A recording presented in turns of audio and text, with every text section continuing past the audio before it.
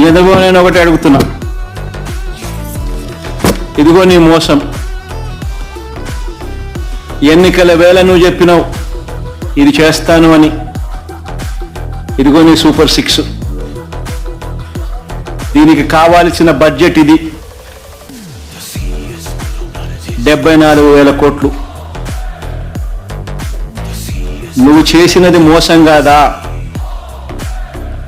నువ్వు చెప్పినది అబద్ధం కాదా? నీ మీద 420 కేసు పెట్టకూడదా?